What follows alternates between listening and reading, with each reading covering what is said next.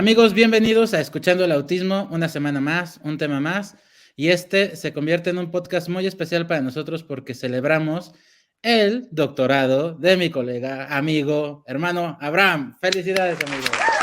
Muchas gracias. Dime Sí, brevemente qué fue tu doctorado, cómo fue el proceso un poquito. pues fue una pasada porque estaba muy nervioso y cuando empecé a hablar me temblaba un poquito la voz en la defensa y tal, y así un poco. Y enseguida me viene un poco la imagen de empezar a hablar justo del proyecto, ¿no? que montamos el año pasado, que es la base, la piedra angular, la base de toda la defensa y todo, y se me pasaron los nervios, me vino mi momento de hiperfoco y pensé, si no paro de hablar en todo el día de autismo y todo este tipo de cosas que me gustan, entonces hice lo mismo y al final acabé llorando cuando me dijeron yo creo de la emoción y todo, porque al final, bueno, saqué un cum laude, que es la máxima nota posible, así que nada, gracias a todo el mundo que participó y bueno, me voy a presentar, por fin, digo, bueno, mi nombre es Abraham, bueno, soy el doctor Abraham Buitrago Arenas. Uh-huh. Y estoy muy contento de estar aquí y poderlo celebrar con vosotros. ¿El doctorado en qué es, amigo? Dilo específicamente.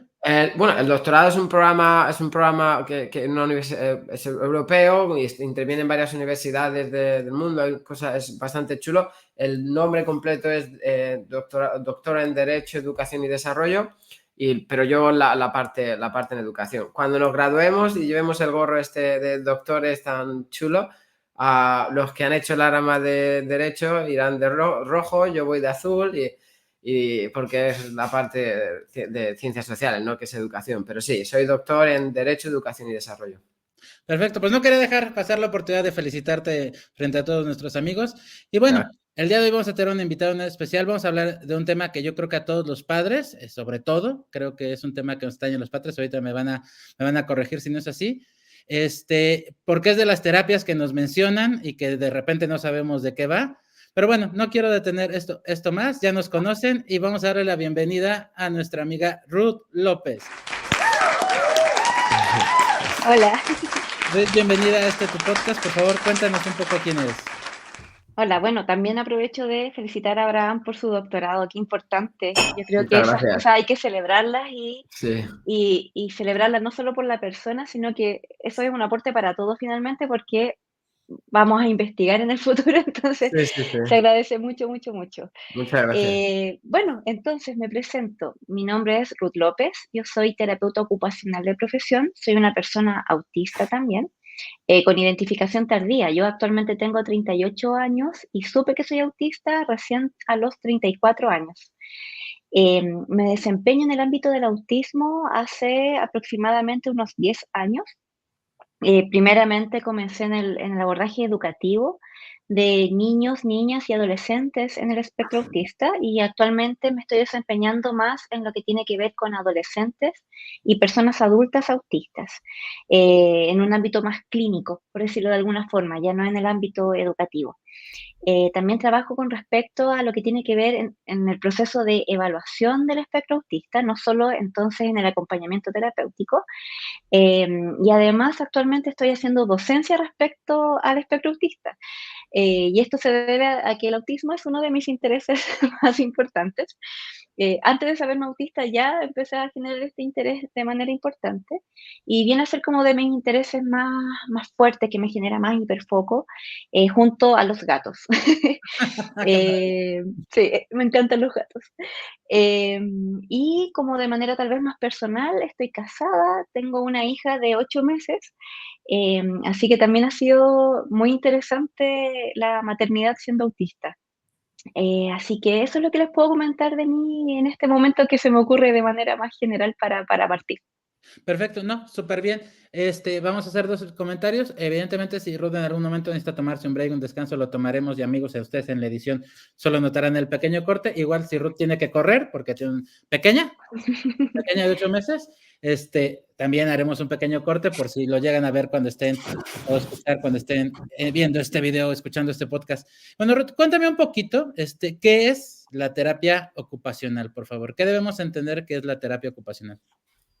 Bueno, terapia ocupacional, lo primero que hay que establecer es que es así, terapia ocupacional, porque, por ejemplo, los psicólogos también son terapeutas, los aquí en Chile se llama fonoaudiólogos a los terapeutas del habla, del lenguaje, ¿verdad? También son otro tipo de terapeuta, pero el terapeuta ocupacional es así, con nombre y apellido, ¿ya? Y creo que eso es importante porque a veces las personas se confunden cuando escuchan terapia ocupacional, casi como si fuera también una terapia complementaria o algo un poco como casi salido de la magia y no, nada más lejos que eso, ¿cierto? La terapia ocupacional es una disciplina del ámbito sociocomunitario y de salud, que lo que busca es que a través de las actividades que son propias del día a día de cada persona y que son esperadas acorde a su edad y a sus habilidades, pueda llevar a cabo todas estas actividades justamente, ya sea para promover la salud, para promover el bienestar del día a día, o justamente cuando por algún motivo esto se ha visto interferido o la persona ha tenido que dejar de hacer las actividades, él o la terapeuta ocupacional va a orientar a esta persona para que logre hacer esas actividades esperadas para su edad, como decía, o que son deseadas por la persona, donde hay que hacer toda una evaluación para, por supuesto, decirle a la persona, sí, puedes llevar a cabo esta actividad o esta ocupación justamente. eh, o ir orientándola en la exploración justamente de estas actividades u ocupaciones, mejor dicho, porque terapia ocupacional. En este sentido, los y las terapeutas ocupacionales, digamos que nos enfocamos en dos grandes grupos de actividades, las que son actividades de la vida diaria, que son básicas e instrumentales. Las básicas, digo, tienen que ver con la vestimenta, la alimentación, con ir al baño, con todo lo más básico que requiere un ser humano, ¿verdad? Las instrumentales ya son las que sirven un poco para desenvolverte en el día a día, ya sea aprender a cocinar, ocupar el transporte público, ese tipo de actividades, ¿verdad? Que también son básicas, pero eventualmente yo puedo sobrevivir sin subirme al bus, ¿verdad? Pero no puedo sobrevivir si no sé cómo llevarme el alimento a la boca, por decir algo. Claro. Y están también las actividades que tienen que ver con el desarrollo humano, como lo son el juego, la productividad, que puede ser los estudios o el mismo trabajo, entre algunas otras. Así que los y las terapeutas ocupacionales nos enfocamos en que las personas puedan continuar desempeñando esas actividades o comenzar a desempeñar estas actividades cuando por algún motivo parecen estar interferidas o su desempeño se hace dificultoso para una persona, ya sea por alguna condición, ya sea porque algo en su ambiente se lo está restringiendo o porque es deseo de la persona hacer algún cambio o comenzar a hacer alguna actividad que a lo mejor antes no conocía.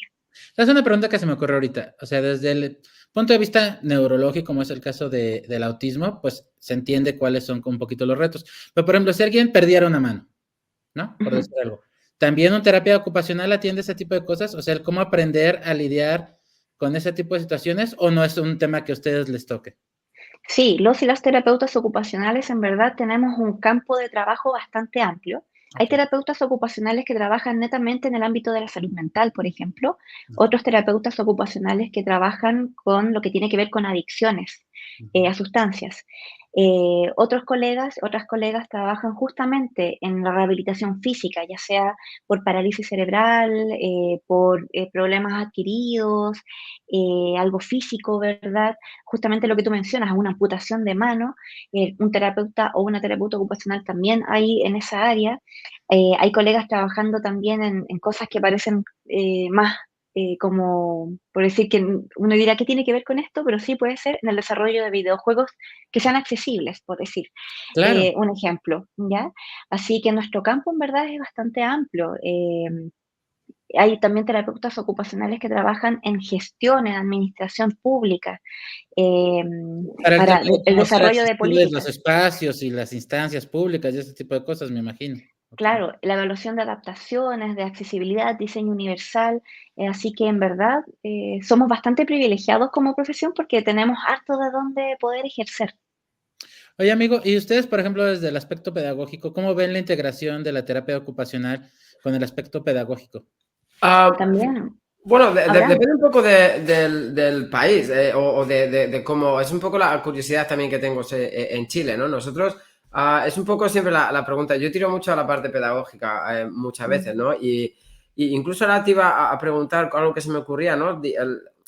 el límite entre, por ejemplo, que terapia ocupacional y la psicología o ciertos, porque es importante identificar todo eso, ¿no? Yo ahora mismo doy clase a nivel universitario, formo futuros profesores, ¿no? Y les hablo siempre de saber identificar las limitaciones, iba a decir boundaries en inglés, Las dónde, limitantes. sí, dónde empieza su labor y dónde termina, dónde empieza la del terapeuta ocupacional, dónde empieza la del psicólogo. Nosotros aquí en Reino Unido, algo que hay en todos los colegios de necesidades educativas especiales y especialmente con chicos autistas, casi ninguno tiene terapia propia, va después del colegio. Lo que hacemos es integrar terapeutas ocupacionales dentro del colegio, ¿no? Para al final ponerlo en práctica, llevarlo luego a casa, establecer las prácticas bueno, pues al final lo que nos va guiando el terapeuta ocupacional, el psicólogo, todo eso, al final creamos un equipo multidisciplinar, trabajamos a lo largo de todo el día con el alumno desde pequeño. No sé cómo lo hacéis ahí o cómo incluís, o si incluís la parte pedagógica o el colegio en todo esto, ¿no? Que no sea un poco... al final, cuando hablamos de las personas en el espectro, las personas autistas también, bueno, es importante que aprendan a contar, pero al final, es como comentaba Ruth antes, ¿no? Pueden vivir sin saber contar, pueden vivir lo que no pueden vivir sin saber comer, sin saber comunicarse de alguna manera, ¿no? Son cosas básicas para cubrir necesidades. ¿Cómo lo haces allí en Chile? ¿O cómo es tu trabajo, tu labor? Sí, de hecho, una de las áreas donde están trabajando harto mis colegas, y que yo también trabajé durante mucho tiempo, era justamente en colegios. En Chile, los colegios públicos, y ahora estamos avanzando a que sea algo general en todos los colegios, en todas las escuelas, no solo las públicas, existen los programas de integración escolar. Estos programas incluyen equipos multidisciplinarios que dan atención a la diversidad de estudiantes, no solo del espectro autista, también estudiantes que puedan presentar discapacidad intelectual, estudiantes que puedan presentar lo que se conoce como déficit atencional o atención divergente, dependiendo del vocabulario que ocupe la persona profesional, ¿cierto?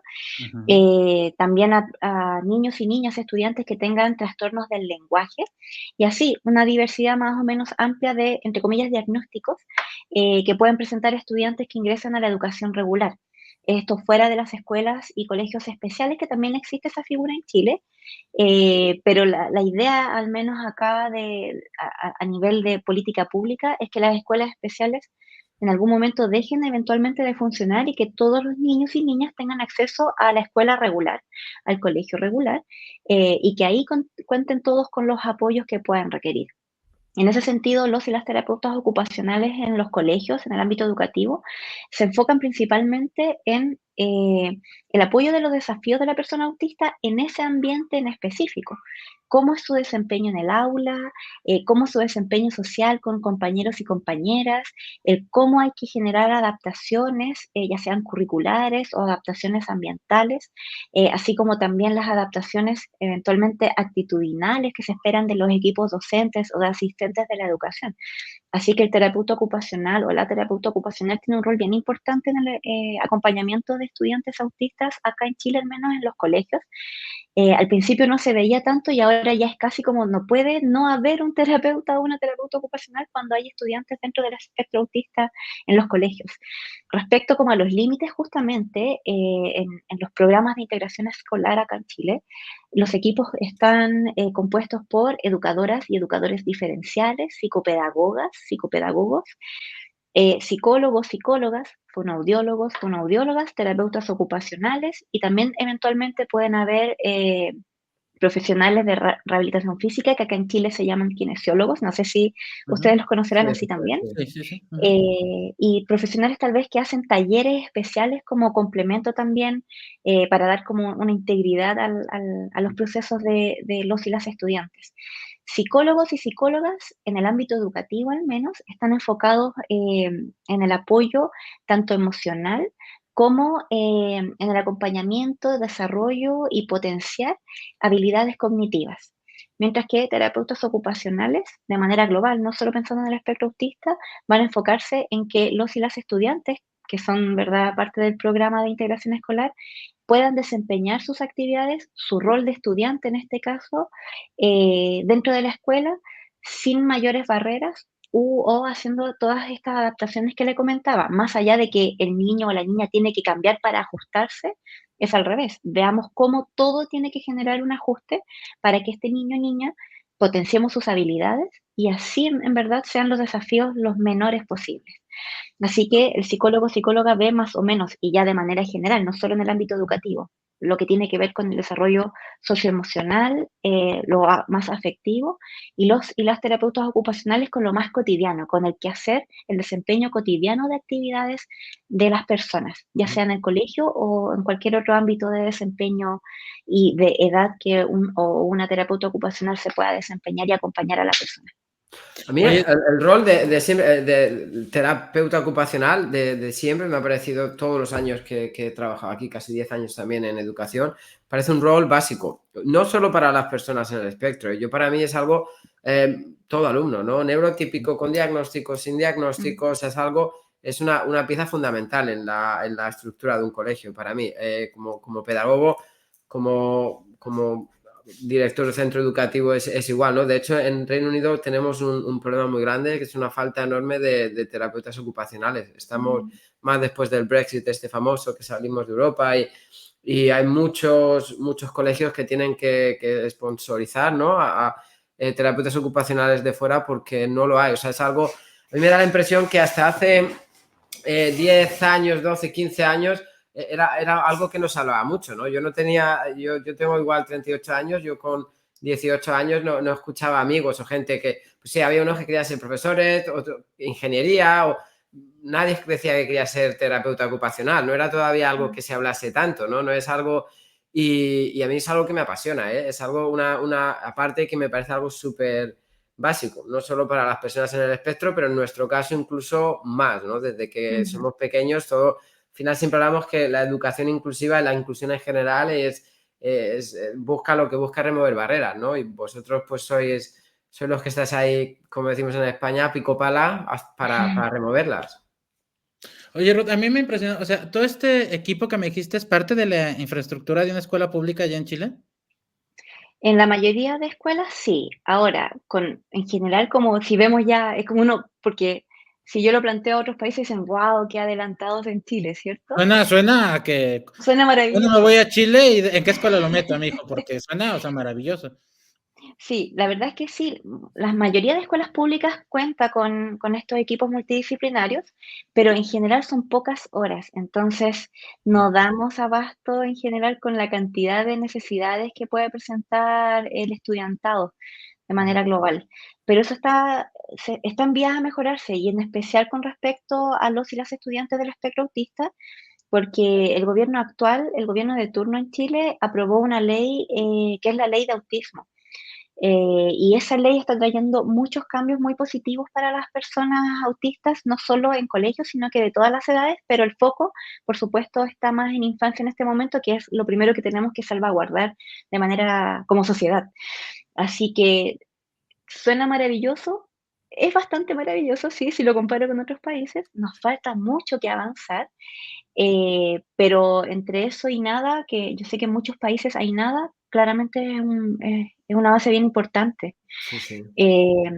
Un poco precario a veces en términos de recursos, pero los y las terapeutas ocupacionales yo creo que somos de los profesionales como más reticentes, no, ¿cómo se dice? Resilientes, eso, como Ajá, con más resiliencia con ujú. respecto a que con nada de recursos hacemos magia, hacemos malabares, ahí sí, para poder darle los mejores servicios a las personas, ciertamente. Sí, yo te puedo contar un poco mi experiencia, ¿no? Acá en el sistema público, no en la escuela, sino en el DIF se llama, cuando llegamos a León, le asignaron 3 terapias básicamente, ¿no? Una fue la Ujú, psicológica, la que recurría menos por él, ¿no? O sea, por mm, su caso. La otra era el lenguaje, que es la única que mantiene, y luego era la ocupacional, que en su caso, era orientada a esta cuestión de verter cosas, botones, ese tipo de actividades como ujú, ciertas cuestiones funcionales, yo lo llamo de esa forma, muy básicas, ¿no? Que aprende a hacer ciertas cosas Y curiosamente, yo supongo que también por el diseño propio del programa, al ser una instancia pública que se saturan y que tienen que ir logrando cierta rotación para recibir niños nuevos y tenía ciertos hitos que lograr y cuando cumplió esos hitos lo graduaron de esa terapia ocupacional, porque también entiendo que hacer un poco por edad, ¿no? O sea, hasta esa edad que son todavía 4 años, pues, ¿qué puede aprender a hacer en terapia ocupacional? Y si lo aprende a hacer, pues no tiene caso que se mantenga en la terapia ocupacional. Supongo que así lo ven aquí en este programa, pero tú hablas de que tú estás orientada a una atención en terapia ocupacional en jóvenes y jóvenes adultos, me parece. O sea, ¿cómo se ve la terapia ocupacional en jóvenes adultos? O sea, entiendo que habrá casos que haya que enseñar a ir al baño por ciertas circunstancias de ese paciente en particular, pero ¿cómo se ve la terapia ocupacional en un adolescente de 15 años? Sí, en ese sentido yo estoy más enfocada en el apoyo desde salud mental. Ok.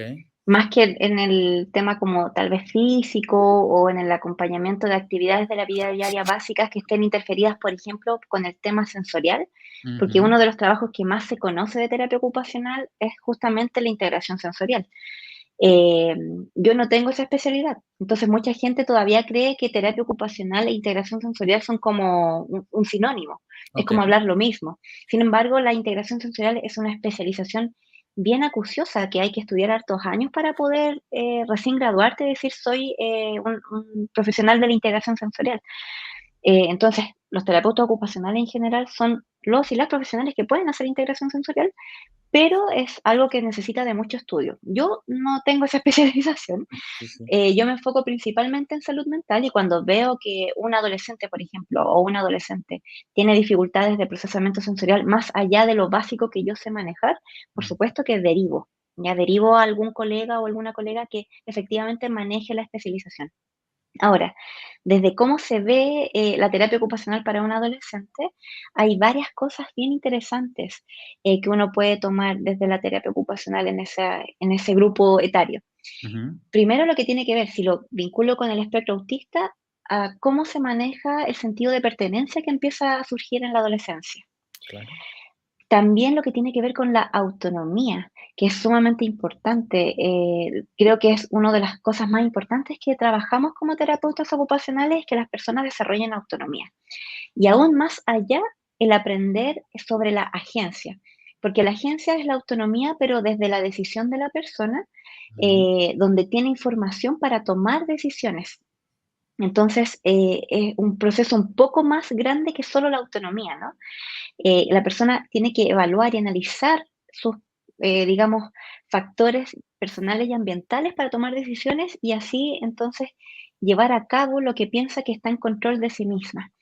Y en ese sentido, en la adolescencia comenzamos a generar este sentido de agencia de manera bien importante, porque empezamos a generar la conciencia de. Y como personas autistas, muchas veces la autonomía es una de las cosas que está bastante mermada, ya sea porque hay una sobreprotección cuando somos más niños o más niñas eventualmente, o porque por nuestras propias características, ya sea desde lo potencial o desde los desafíos, tenemos esta tendencia como a una aprensión a la toma de decisiones Ujú. por todas las cosas que implica ser autista justamente. Entonces, desde la adolescencia es súper importante guiar a la persona para que este sentido de agencia, que tiene que ver con la autonomía, con la toma de decisiones que vengan a beneficiar o generar bienestar personal y Ujú. que sean consecuentes con mis habilidades y mis capacidades, así como mis deseos y mis intereses, ¿no? Es bien importante de abordar justamente en esta edad que empieza a ser más de exploración. También eso es otro tema que para un adolescente de 15 años la exploración vocacional es súper importante y los y las terapeutas ocupacionales somos de los profesionales que más orientan eh, o que somos de los más idóneos para orientar a la persona por la como visualización de ocupaciones Claro. justamente Ujú. en las personas, como digo. Así que hay harto que se puede ver en adolescencia y más allá de solo lo sensorial o más allá de solo aprende a abrocharte bien A ver, sí, la sí, sí, sí. camisa, ¿verdad? Sí. ¿Dónde, No te lo dónde digo por estaría las aquí etapas, el ¿no? límite? Esta pregunta la hago mucho, ¿no? Para mí, ya te digo que me sale mucho la vena pedagógica, ¿no? El tiro para casa un poco, pero ¿dónde crees que está el límite, ¿no? O cómo crees que esto se puede incluir en lo que es el quehacer educativo, ¿no? Trabajas, supongo, en un colegio. Yo he trabajado con primaria, secundaria. Mi foco siempre ha sido también, y es la edad que más me apasiona, ¿no? La adolescencia y la temprana adultez.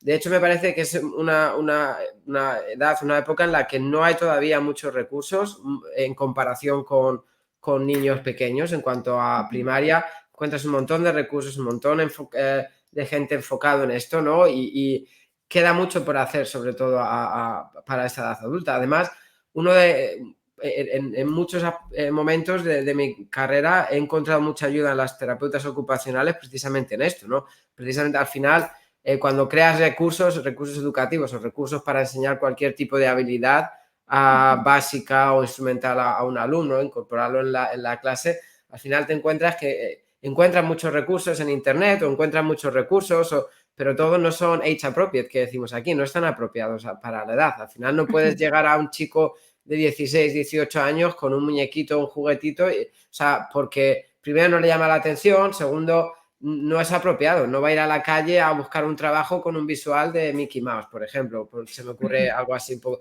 Entonces, toda esa parte he encontrado muchísima ayuda siempre de las terapeutas ocupacionales para crear todo ese tipo de instrumentos y guiarnos a los profesores y trabajar juntos. Ahora bien, ¿dónde... para mí, personalmente, o sea, para mí toda terapia es educación, tiene algo de educación, una parte muy, muy grande, ¿no? Porque al final les estamos enseñando habilidades básicas, habilidades instrumentales, eso es pedagogía también, no es enseñar, es proceso de enseñanza, aprendizaje, envuelve una parte muy importante pedagógica. Ahora bien, ¿dónde has comentado que trabajas en colegio, ¿no? Que has trabajado, ¿dónde ves el límite, ¿no? La parte en la que, ¿cuál es tu opinión en torno a eso, ¿no? Porque al final el colegio no tiene que ser solo aprender algo académico, ¿no? El colegio está para sobre todo a estas edades, adolescentes y adultez temprana, ¿no? Para aprender habilidades sociales, que les preparen habilidades también para el trabajo, que les preparen para la vida independiente. Sí, mira, desde lo que más, como tal vez niños y niñas más pequeñas estudiantes, desde terapia ocupacional creo que en habilidades como muy puntuales puede ser un ejemplo muy relevante lo que es la escritura, ¿ya? El aporte en escritura. Y en eso no es necesariamente que sea un aporte para estudiantes dentro del espectro o que tengan algún otro tipo de desafío dentro de su rol de estudiante, justamente.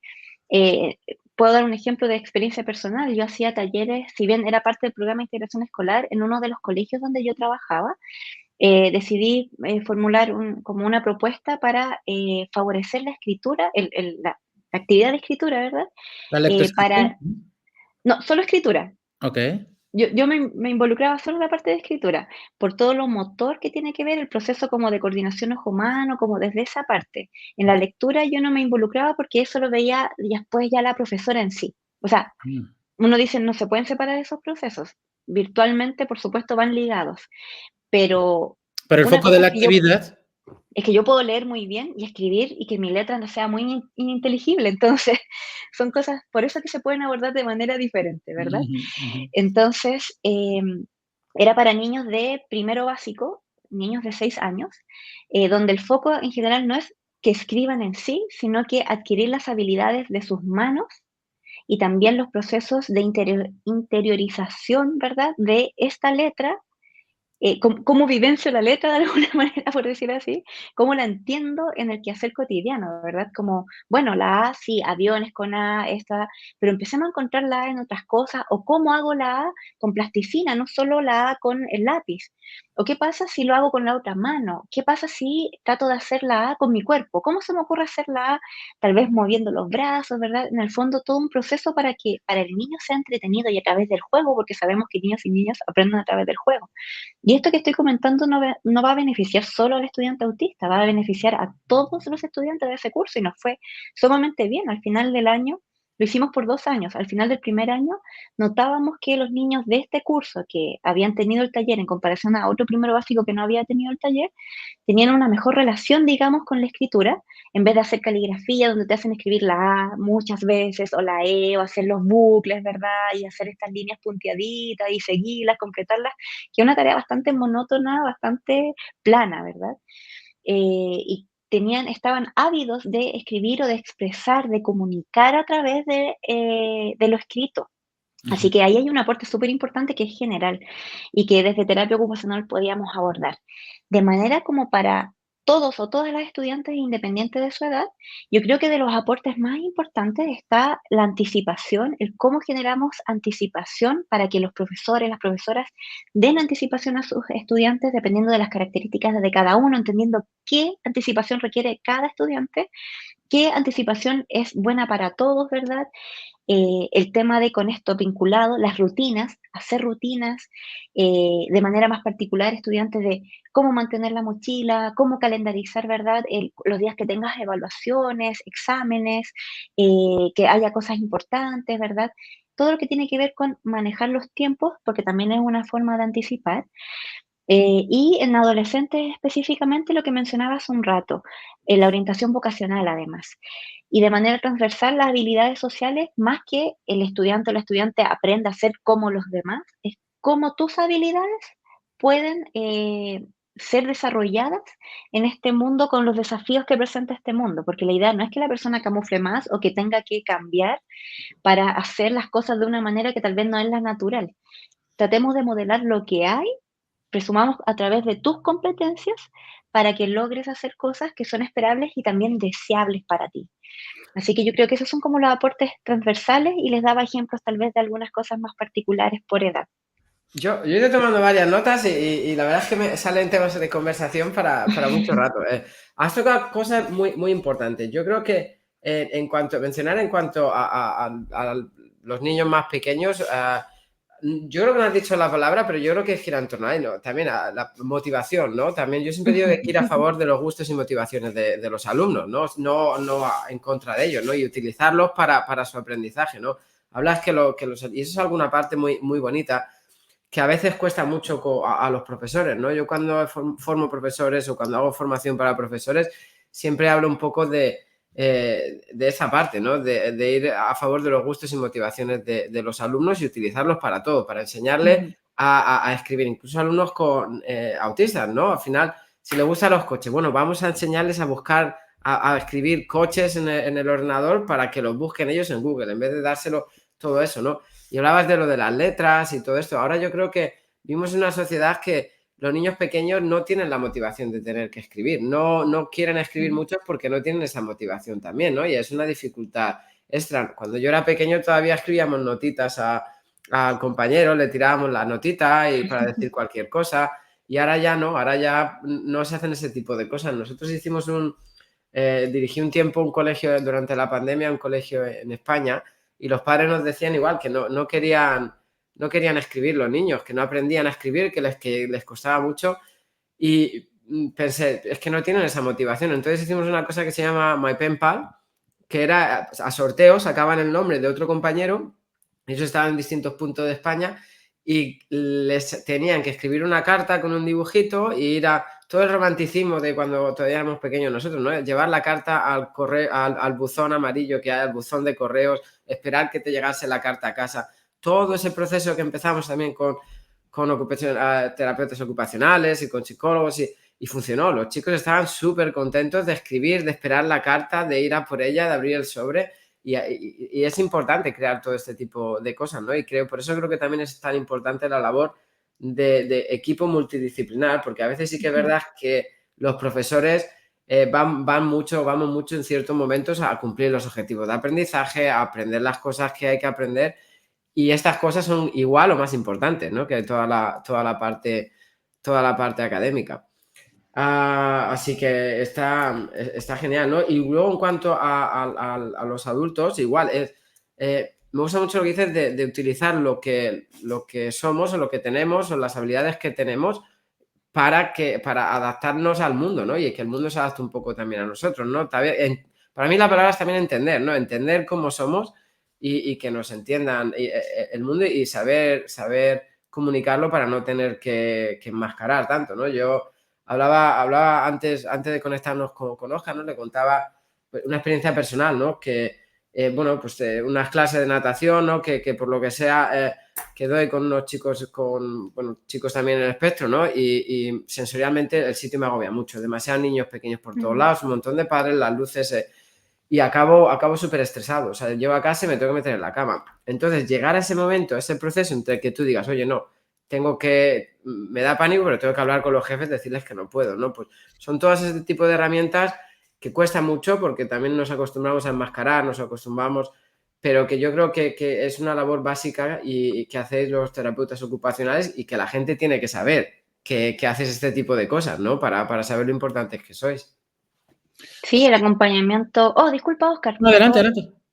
Sí, en adultos también es una de las labores que hacemos harto y que a mí me toca harto ver el tema laboral, la orientación laboral en personas adultas autistas, porque primero, ha sido difícil para muchas personas el conseguir trabajo, el acceder realmente a actividades remuneradas y que sean de su interés, porque acá también es súper importante de repente orientar a la persona que respecto eventualmente que sus intereses más profundos no necesariamente van a ser el área donde se van a desempeñar. A veces hay cosas que es bueno dejarlas como un interés, como un hobby, como una actividad aparte, mientras que otras veces sí, justamente calza que tu interés profundo sea una buena área para explorar, que sea un ámbito laboral o de estudio. Todas esas cosas súper importantes desde la orientación. Y ya una vez en un trabajo, el cómo sentirte cómodo en tu espacio de trabajo, saber cómo pedir o acceder o ampararte de la ley, ¿verdad? Para que las adaptaciones y adecuaciones que requieras se cumplan, o ser asertivo, asertiva con respecto a cómo quiero solicitar eso, porque está bien, el jefe tiene que cumplir, pero yo también tengo que saber solicitar, ¿verdad? No por un tema de enmascaramiento, sino que por un tema de que nos debemos respeto todos y todas, Sí. no necesariamente porque soy autista me tienen que perdonar como, ¿verdad? Entonces, es súper importante mediar eso, no es como el autista que se adapta al mundo o que el mundo se adapta al autista, tiene que ser un proceso más o menos equilibrado. Sí, comunicación y que seamos capaces de anticipar, como has dicho, ¿no? También Mm, conocer tu propio cerebro, tus propios procesos cognitivos, ¿no? Todo ligado a metacognición y todo esto, para que ujú. seas tú capaz de anticipar que no está bien, que te va a producir estrés y que seas capaz de comunicarlo. Has tocado un tema, perdona, que me parece muy interesante, ahí, ¿no? El tema de la inserción laboral y el tema del trabajo, ¿no? Porque ahí sí que ya, aunque los profesores ayudemos a preparar para todo eso, ahí ya llega el punto en el que muchas veces, con todo el dolor de nuestro corazón, te toca dejarles ir y desearles lo mejor y que vuelvan a verte y se acuerden de ti, pero ya ahí se acaba nuestra labor, ¿no? Entonces, Ujú. es algo súper importante, ¿no? ¿Cómo vuestro trabajo en ese sentido, ¿no? Y me gustaría contarte aquí una cosa que hay, bueno, una ley también en Reino Unido, por la ley Quality Act de 2010, que se llaman Reasonable Adjustments, que son todas las personas en el espectro, con alguna discapacidad. Hablamos ahora de las personas autistas. Hay una cosa, las empresas tienen que hacer los Reasonable Adjustments, que son ajustes o acomodaciones dentro de que sean razonables, ¿no? Ujú. Por un ejemplo, si trabajas de instructor o de profesor de natación y como ajuste razonable no puede ser que no entres al agua. O sea, en ese momento hay que buscar otro trabajo o hay que guiarle por poner un ejemplo que se me ocurre un poco extremo. ¿Cómo lo gestionáis ahí? ¿Hay este tipo de cosas o cómo tenéis alguna labor ahí o cómo vuestro papel en todo esto, sobre todo para hacer a las empresas también que sean autism friendly, que sean preparadas también Amigables para con sí, amigables o preparadas Sí, para el autismo? También yo creo que es un papel súper importante que pueden hacer los terapeutas ocupacionales. sí, yo creo que acá si bien hay, acá por ley, las empresas deben tener un 1% de trabajadores y trabajadoras que presentan alguna situación de discapacidad y dentro de eso pueden caber personas autistas. eventualmente muchas personas autistas no acreditan o no sacan, por decirlo así, no hacen el proceso para tener su credencial de discapacidad, ya sea porque es un proceso más o menos engorroso o porque no sienten que sean personas en situación de discapacidad per se, porque el autismo per se no es discapacitante, pero bajo ciertos factores ambientales sí se puede generar la situación de discapacidad. Entonces hay personas que no perciben discapacidad en su desempeño cotidiano. Independiente de eso, creo que todavía hay un poco más de voluntad de las empresas y porque se ha estado hablando más de autismo actualmente, que si un trabajador o una trabajadora se atreve, porque ahí está lo otro, hay muchas personas que no quieren revelar siendo adultas que son autistas, tienen más miedo a que hayan actitudes a lo mejor negativas de parte de sus compañeros de trabajo, que se les vea de manera perjudicial o negativa, ¿verdad? Que cambie la percepción que tengan de ellos. Si entonces la persona eventualmente decide decir que bien digo, revelar que es autista a su jefatura, por ejemplo, muchas veces es más voluntad el que accedan a hacer adecuaciones. Em, Así que ahí nos falta como harto camino y eventualmente los terapeutas ocupacionales vamos a los puestos de trabajo justamente a buscar las instancias de diálogo con jefaturas o con compañeros de trabajo para explicarles un poco de qué va el perfil específico de algunos de sus compañeros de trabajo autistas y cómo favorecer entonces su desempeño en este lugar de trabajo, entender también cómo orientarle si es necesario, qué facilidades darle, todo esto, como de cómo va, cuáles son las responsabilidades, ¿verdad? Y cuáles son los derechos Sí, de es la un nuevo persona procedimiento. autista en ese Aquí podemos sentido. mencionar, además me gusta mucho sacar los números estos porque es algo con lo que estoy muy comprometido y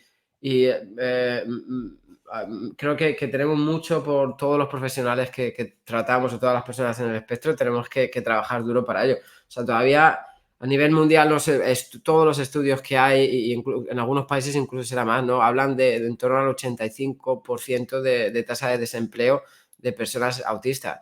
Si tenemos en cuenta que entre todas las personas, ¿no? El porcentaje de personas autistas hay entre un 50-60% que no tienen discapacidad intelectual.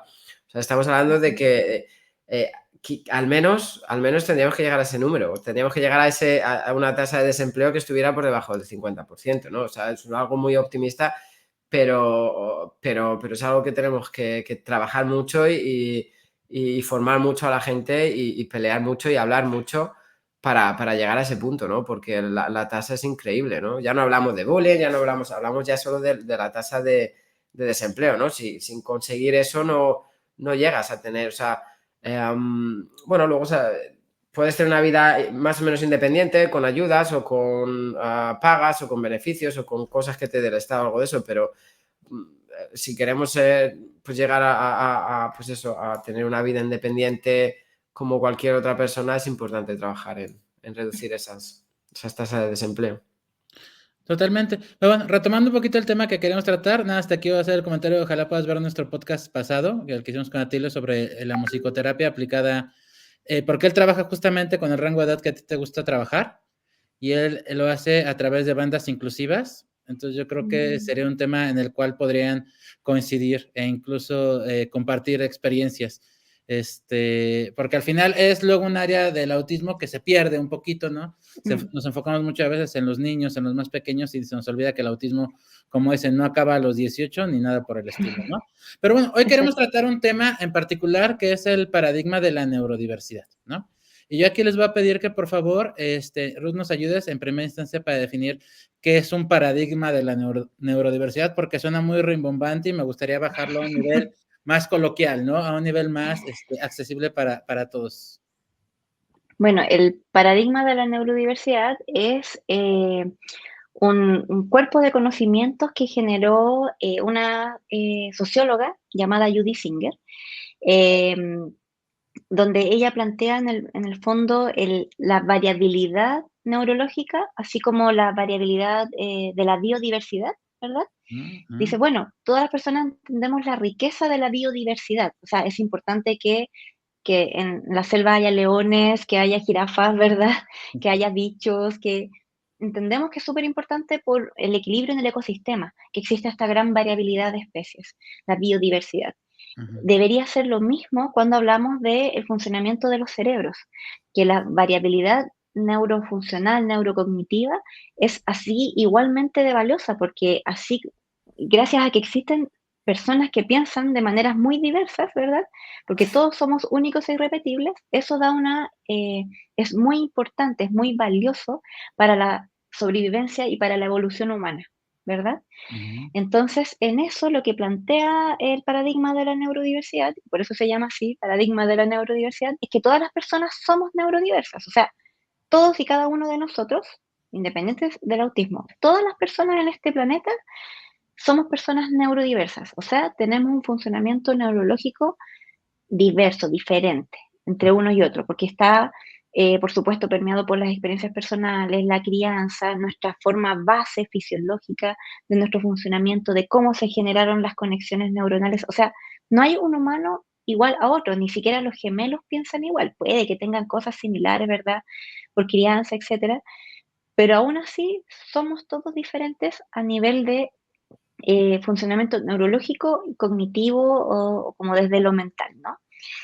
Dentro de este paradigma se han definido distintos conceptos, el de neurodiversidad, ¿verdad? Que todos somos diferentes, la variabilidad de funcionamientos de cerebros, así como también neurotípico, que viene a ser como el funcionamiento que parece que es mayoría, como lo más que uno conoce como más típico y que no ha tenido ningún reconocimiento de alguna condición, tema de salud mental o identidad aparte. Y están las personas neurodivergentes, que son las personas que tienen un funcionamiento neurocognitivo diferente a lo que es más conocido, a esta como norma cognitiva, ciertamente, dentro de lo cual encontramos diversas identificaciones. Una de esas es justamente el autismo, el déficit atencional con hiperactividad o, en verdad, llamado desde acá como atención divergente. Eso está todavía en discusión porque suena muy como a nada la atención divergente. Lo que se conoce como síndrome de Tourette también es una neurodivergencia, el síndrome de Down es una neurodivergencia, la dislexia, así como muchas otras identificaciones y denominaciones. Se consideran neurodivergencias, cerebros que funcionan de una manera diferente a lo que estamos a lo mejor más acostumbrados o que conocemos de manera más mayoritaria, como decía. Bien, este paradigma todavía está en desarrollo y hay distintos autores que plantean diferentes cosas, como mejorar este término, hacer más de aquí, hacer menos de allá. Algunos de estos autores entre sí se han enemistado porque tienen posturas, como que al principio tenían la misma idea y después en el camino parece que no tenían los mismos conceptos. Así que el paradigma de la neurodiversidad sigue en desarrollo, pero aún así nos aporta a a nuestra práctica terapéutica y más allá al entendimiento del autismo y de las neurodivergencias de manera general, eh, ideas muy importantes desde un sentido de enfoque de derechos. ¿A qué voy con esto? El paradigma de la neurodiversidad primero nos invita a visualizar lejos de lo patológico, dejar de hablar del trastorno, de que esto es una enfermedad o hablar desde el déficit. Si uno mira los manuales diagnósticos, el cómo se define cada identidad es desde el déficit. En el caso del autismo, el DSM-5, que es el manual estadístico y diagnóstico en trastornos de salud mental, habla del autismo como alteraciones en lo social, alteraciones en lo sensorial, déficit comunicativos. Es todo visto como desde lo negativo, siendo que podría hablarse desde un lenguaje mucho más neutro o amplio. Decir que se presentan procesos de comunicación y de interacción social diferentes a lo típico, ¿verdad? O a lo mayoritario. Decir que se presenta un perfil sensorial divergente en vez de hablar de intereses restringidos, porque en verdad lo restringido es para el otro, porque dice, esta persona habla tanto de esto, es como algo restringido. Restringido desde el ojo externo, ¿no? Por eso hablamos de intereses simplemente de intereses profundos, porque hay personas que también tienen pasión por, no sé, temas astronómicos sin ser autistas y nadie los mira con cara de eso es un interés restringido, Qué se la fan. alaba, al contrario, es como Sí. socialmente aceptado. Entonces la invitación es a remirar el lenguaje porque el lenguaje crea realidades y hablar del autismo y de las neurodivergencias en general desde esta perspectiva es mucho más amable y las personas van a tender a sentirse mucho más acogidas al hablar del autismo de esta manera, especialmente cuando vamos a presentar la identificación de autismo a niños y niñas. Es mucho más amable que te digan, bueno, tú tienes características, tú tienes estos potenciales, estos desafíos pueden surgir, en vez de decirte, bueno, tú tienes alteraciones, tú tienes esto, ¿verdad? Estos déficits, suena bastante distinto. Otro de los aportes del paradigma de la neurodiversidad a nuestras prácticas, ya sea clínicas, educativas o para el entendimiento propio de las personas autistas en sí, es el presumir competencias. Presumir competencias es asumir que la persona es competente y Ujú. es la opción menos dañina, porque entre presumir que la persona es competente y asumir que es incompetente, claramente es más beneficioso presumir o entender que la persona podría tener competencias que debo explorar. Ujú. Puedo dar un ejemplo. Si tengo un autista no hablante, podría presumir que hay hartas incompetencias, porque como no habla, probablemente no entiende o probablemente no se va a poder comunicar o no va a entender lo que le están hablando. Eso es asumir incompetencia. Mientras que podría decir, esta persona no hablante necesita formas de comunicarse distintas a las más típicas. Lo oral, por ejemplo, o lo escrito eventualmente. Tal vez lo que tenemos que hacer es explorar sus competencias para ver entonces cuál es el sistema de comunicación que mejor le va a esta persona. Necesito entender entonces cuáles son las competencias de esa persona. Y eso nos invita a visualizar entonces a una persona autista de la edad que sea desde otra mirada. También lo que tiene que ver con el sentido de agencia que les comentaba al principio, el paradigma de la neurodiversidad nos invita a favorecer, a potenciar la agencia en las personas. Es decir, que tomen decisiones, que puedan sentir que tienen control de sus vidas, que si bien pueden tener desafíos y tener mayores necesidades de apoyo en comparación tal vez entre un autista y otro, por eso el espectro, ciertamente, entender que esa persona también tiene derecho a tomar decisiones por pequeñas que sean en su vida, tiene derecho a decir qué le parece mejor, decidir sobre sus propios intereses, saber qué comer, ¿verdad? Sentir que tiene el control también sobre su propia vida y no que sea, en el caso de los niños y niñas, por ejemplo, un adulto que le está dando las pautas porque a lo mejor desde la mejor de las intenciones piensa que es lo mejor para su hijo o su hija, Ujú. pero ese niño o esa niña también tiene derecho a desarrollar la agencia, asumiendo entonces o presumiendo competencias, como decía hace un rato. Y esto va, por supuesto, enfocado a los derechos de las personas como derechos básicos, como el poder abogar por uno mismo. Aunque yo no pueda hablar, tengo derecho a expresarme de alguna manera para decir si que me pongan pantalones me agrada o me desagrada, por básico que parezca, ¿cierto? Claro. Así que desde la práctica, como digo, del trabajo que hacemos como profesionales, es sumamente importante el paradigma de la neurodiversidad, al menos desde estas conceptualizaciones, cambiando nuestro lenguaje o entendiendo estas ideas o estas nociones respecto a las capacidades de las personas y a dónde deberíamos apuntar a favorecer. Y si lo entendemos desde el entendimiento propio de ser autista, también suena mucho más amable, como decía, y más acogedor el definirme desde el paradigma de la neurodiversidad que es definirme desde los enfoques médicos. No son enemigos. El enfoque médico tiene sus aportes, por supuesto, porque si hay temas de salud mental que son muy probables en las personas autistas, especialmente en la adultez y en la adolescencia, ¿verdad? Tenemos que convivir bien con el enfoque médico, el enfoque más clínico. El tema está en que mucha gente lo ha querido como separar y no, la idea, la invitación es justamente a tomar lo mejor de cada parte y empezar a generar una visión mucho más acogedora y amable, como decía, respecto al autismo y de manera global de las neurodivergencias, porque el paradigma de la neurodiversidad no es exclusivo del autismo, aunque la mayoría de las personas lo ha entendido desde el autismo.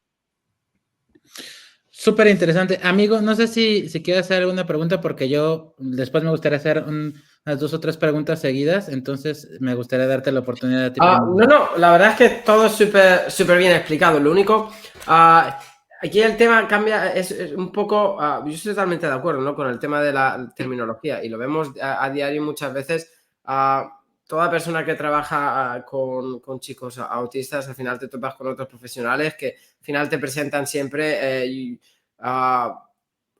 bueno, te presentan siempre a muchos alumnos o viene algún alumno nuevo o alumnos con los que han trabajado en la forma de presentar. Este es nombre que sea, pega, muerde. No, perdona, dime, ven con cosas positivas. Este es Pepito, le gusta el fútbol, le gusta, ya me daré yo cuenta de lo que haga o utilizaré ese tipo de de habilidades que tiene, pues para que no haga, para que esté contento y no haga otro tipo de cosas. Me parece muy, muy importante el tema de cambiar, ¿no? De cambiar bueno, hablar del paradigma de la neurodiversidad. Sí que es cierto que, por ejemplo, en Europa te encuentras con gente que a nivel académico, un poco a nivel universitario, sobre todo cuando tienes que investigar, cuando haces una tesis o cuando hay que escribir un artículo, sí que, aunque te cueste un poco, tienes que usar esa terminología, porque es la terminología que está aceptada científicamente o que está... entonces yo creo que hay mucho por cambiar y poco a poco se va cambiando, poco a poco. Al final esto es como cualquier lengua, ¿no? Como cualquier lenguaje vivo. Surgen palabras nuevas porque los escritores empiezan a escribirlas en libros, cuando hay ciertas, todo el mundo las empieza a decir, al final la Real Academia de la Lengua las acepta, ¿no? Todo esto al final, poco a poco, la ciencia, todos los académicos, pues vamos aceptando todo ese tipo de palabras. Y, por ejemplo, en Europa no se entiende. Yo creo que hablamos o Oscar fue, ¿no? Habló también con una profesora de Valencia, ¿no? Que escribió un libro y decía que la neurodiversidad no era ciencia, que no estaba avalado entonces no se hablaba de neurodiversidad. Te encuentras todo ese tipo de cosas. A mí hay incluso vocabulario, ¿no? Que está fuera todavía no está dentro del paradigma de la neurodiversidad ya, pero hay artículos, ¿no? Incluso de académicos que empiezan a llamar al autismo constelación, ¿no? Constelación autista, no sé, en vez de espectro, ¿no? Espectro es un poco más lineal, ¿no? Te muestra como una línea entre el verbal, no verbal, discapacidad cognitiva, sin discapacidad cognitiva, no es como muy lineal, aunque hay distintos puntos y está bien, pero la constelación, la paradigma, ¿no? De la constelación autista lo que te muestra aquí en este caso es toda la diferencia, o sea, puede estar aquí en cuanto habla, aquí en cuanto, no sé, te muestra algo mucho más amplio, ¿no? Entonces, está surgiendo mucha nueva terminología, yo creo que se está caminando hacia algo, pero evidentemente la parte académica, como dices, el punto de vista médico, pues todavía está ahí. Y para mí debería ser, bueno, sí que está ahí, está importante, son compatibles, tienen que ir de la mano. Evidentemente, como mencionas, la tasa de...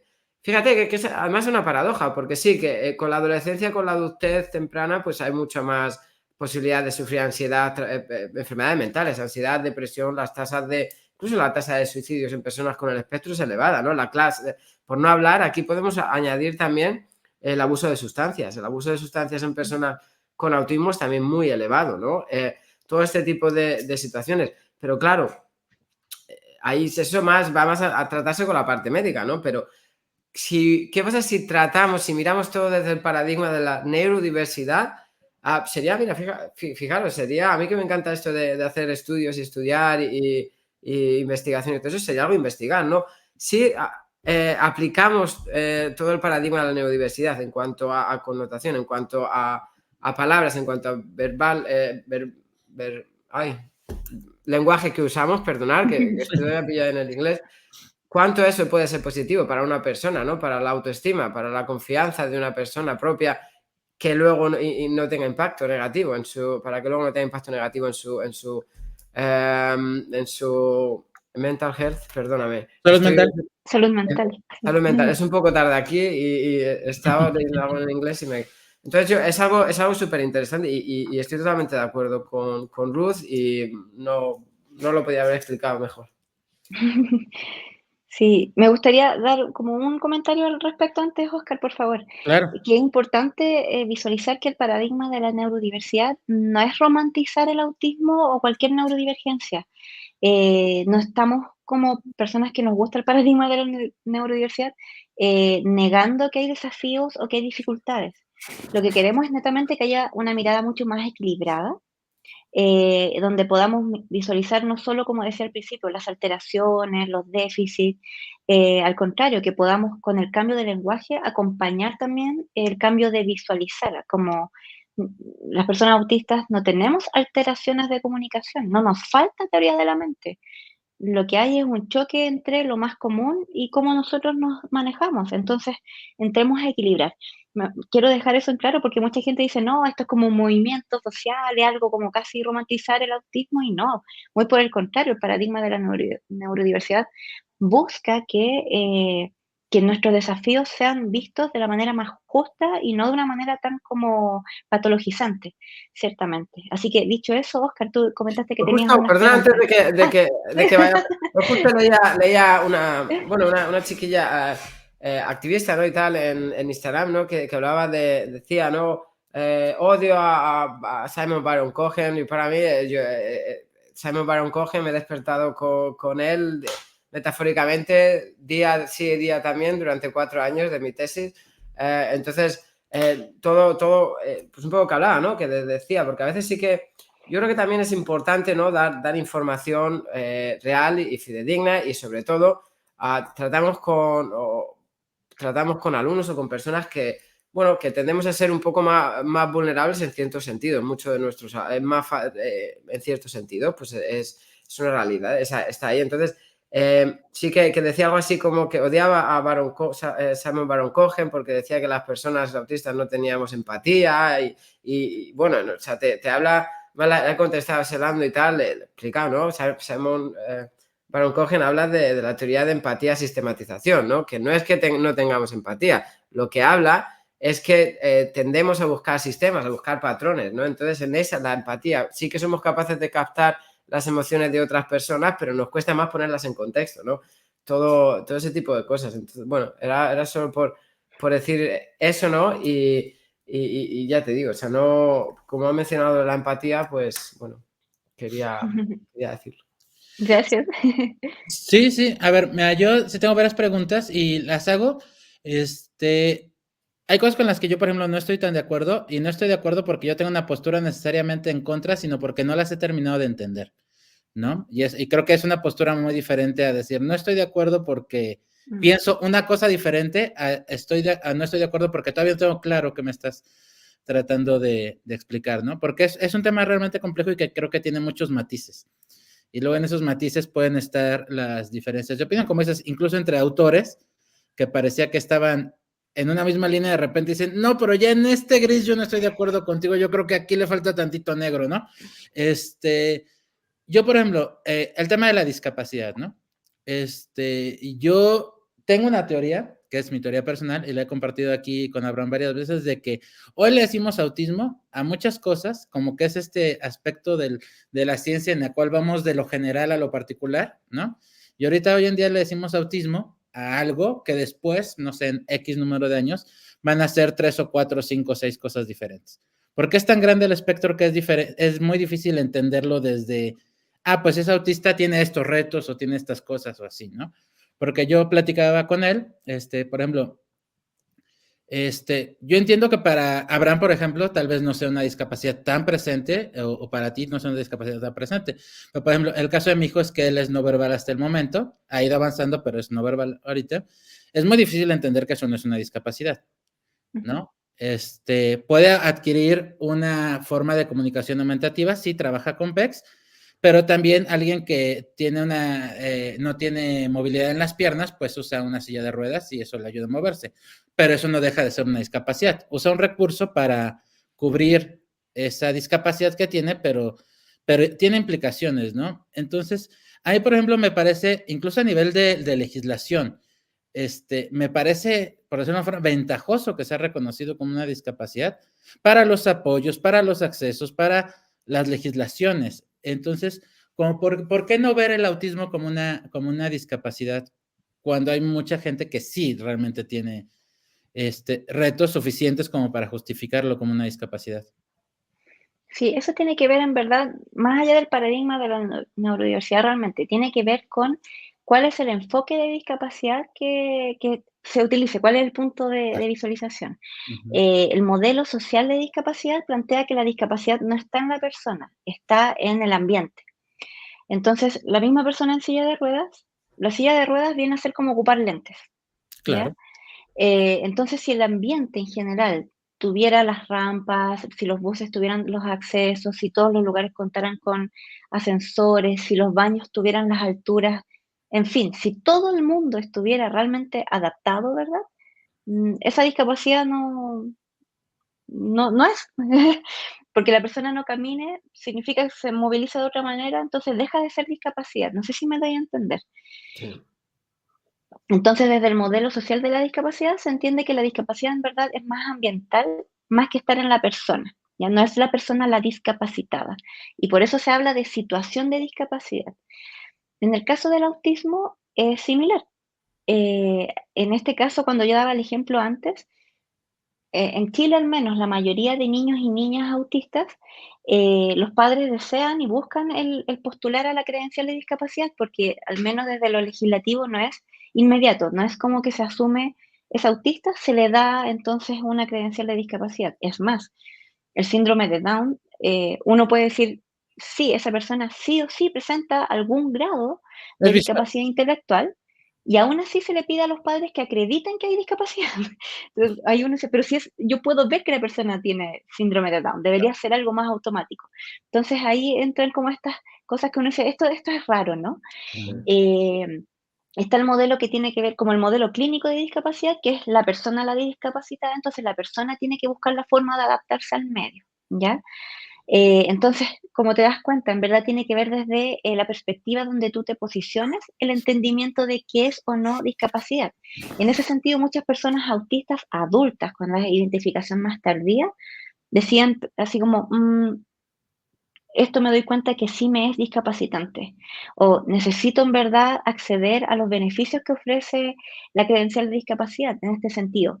Estacionarse o dejar el auto cerca de las entradas de los lugares Que sea más públicos. ancho el lugar de estacionamiento. Sí, ¿Verdad? O necesito saltarme la fila del banco.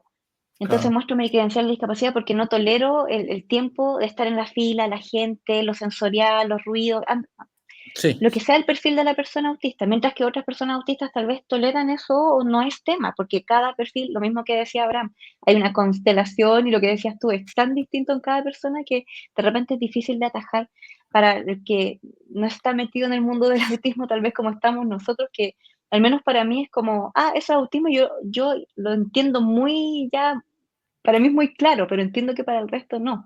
Ujú. Entonces, desde eso, desde la percepción de la persona, acá se tiene el derecho a decir, bueno, yo considero que soy una persona en situación de discapacidad, mientras que otras personas autistas dicen, no, yo no siento que está en situación de discapacidad, porque además se entiende que la discapacidad es dinámica. Así como en este momento a lo mejor yo no siento una situación de discapacidad y siento que puedo desenvolverme súper bien, en el trabajo anterior que tenía, sí me sentía mucho más, entre comillas, discapacitada, porque habían más factores de mi ambiente que estaban influyendo en mi quehacer y que me sentía mal y que me generaban angustia y que sentía que no podía desarrollar bien mi trabajo debido a esos factores. Entonces ahí ya yo notaba más una situación de discapacidad. Luego me cambié de trabajo donde se hicieron adaptaciones y no sentí ninguna necesidad de tener otros accesos a otras cosas. No sé si me doy a entender. Totalmente.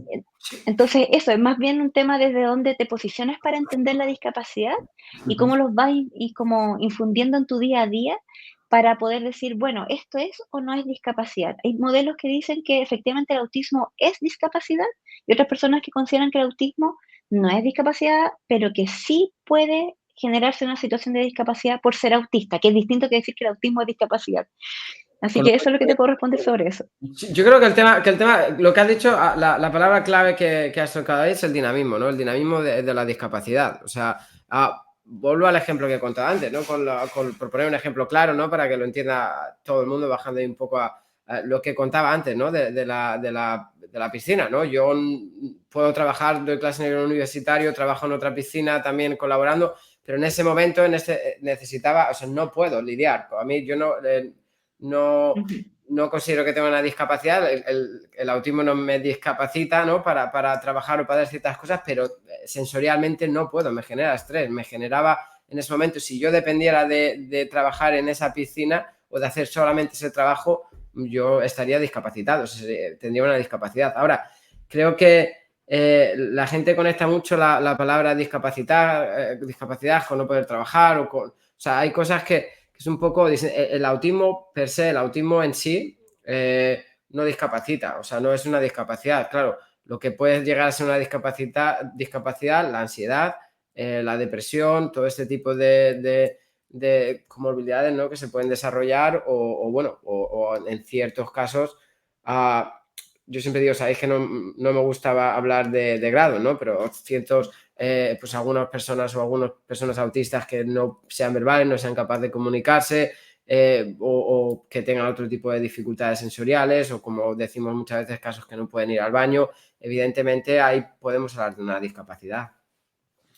Sí, yo lo que quisiera agregar a eso es que, por ejemplo, yo creo que hay que entender que discapacidad no necesariamente implica incapacidad, ¿no? ¿Qué es lo que dices, no? O sea, una cosa es la discapacidad de que si todo el entorno para la persona con silla de ruedas es accesible para él, pues no lo imposibilita de moverse, pero de todas formas está supeditado a que tiene un tema motriz en el cual si se le poncha la llanta, va a tener un problema, ¿no? Que es un tema diferente a que si se te sale la suela del tenis. O sea, no es exactamente lo mismo. Pero eso no implica que sean incapaces, ¿no? O sea, que si el entorno trabajamos todos como sociedad para que sea favorable, no van a ser dependientes, entonces no van a ser incapaces, ¿no? Es el mismo caso que con PEX. O sea, si León aprende a usar PEX y la gente que está en su entorno es receptiva al uso de PEX y aprende a comunicarse con él con PEX, pues él se va a poder comunicar. Ahora, eso es una discapacidad porque no se comunica de forma que no dependa de una herramienta adicional, ¿no? Sí, Pues, eso es lo que yo entiendo, pero no es que sea incapaz de comunicarse, que era lo que se creía antes con las personas no verbales, que como decían, como no hablaban, no entienden, y como no entienden, no nos podemos comunicar con ellos. No, claro que te puedes comunicar con ellos, pero necesitas darles herramientas que les ayuden a comunicarse de alguna forma. Sí, pero desde el modelo social de la discapacidad que hablamos, ¿no? Ahí hablamos un poco, es igual, si, por poner un ejemplo, que yo creo que es el reto del autismo, lo que siempre digo, las personas en el autista, los profesionales que trabajamos con autistas, los padres, todo el mundo relacionado con personas autistas, tenemos que formar a la gente que nos rodea, hay que formar a la sociedad, ¿no? Para que entiendan. Si una persona, hablas de una persona que va en silla de ruedas, ¿no? Se rompe la llanta, se cae, no puede seguir. El 90% más de todo el mundo que le rodea sabe lo que tiene que hacer, sabe que tiene que recogerle, sabe que tiene que sentarle, sabe que tiene que llamar a alguien, saben cómo actuar. El gran problema, el gran reto al que nos enfrentamos las personas con autismo es que la gente de alrededor no sabe cómo reaccionar. Claro. Si tienes un meltdown, si tienes un meltdown, ¿no? Una crisis, si tienes un momento mal, la gente no sabe, la gente te mira, ¿no? Yo tengo tics motores y bueno, pues a veces, mira, cuando lo digo me sale más, pero hay veces que estás en un sitio que estás un poco nervioso y te salen tic motores y de repente tienes 20 ojos mirándote. Y ya no lo haces una vez cada 30 segundos, no, ya son 30 veces al minuto. Entonces, y es una cosa muy pequeñita. Ahora pensamos en un alumno que está teniendo un meltdown, la gente no sabe cómo reaccionar. Niños pequeños todavía que siguen, a los padres siguen escuchando que son unos malcriados, unos caprichosos, no, está teniendo un meltdown. Entonces, ahí es el reto. Esa es la parte de la que habla el modelo social de la discapacidad y en el que de verdad se convierte en una discapacidad, el autismo, ¿no? Tener todo este tipo de cosas y que la gente de alrededor no sepa reaccionar. No pretendo que todo el mundo vaya con PECs en la calle por si se encuentra una persona con autismo que no sepa comunicarse. Ahora, de verdad no se pueden hacer nada en todas las tiendas, en todos los centros, en todos los sitios, para que una persona con autismo se pueda comunicar, para que tenga una lista ahí en un póster pegado para que poder ir y comunicarse, pues son pasitos que tampoco, que no costarían mucho a la sociedad. Hemos cubierto el mundo entero de pantallas de metraquilato y de máscaras y en 2 semanas estaba el mundo entero cubierto, todo fabricado, todo. De verdad es que no podemos hacer un poquito más para que una de cada 100 personas en el mundo tenga una vida un poco mejor, que la OMS habla de 1 de cada 100 personas en el mundo, pero sabemos que hay estadísticas en América que hablan de 1 cada 54, incluso de 1 casi de cada 20 de otras estadísticas.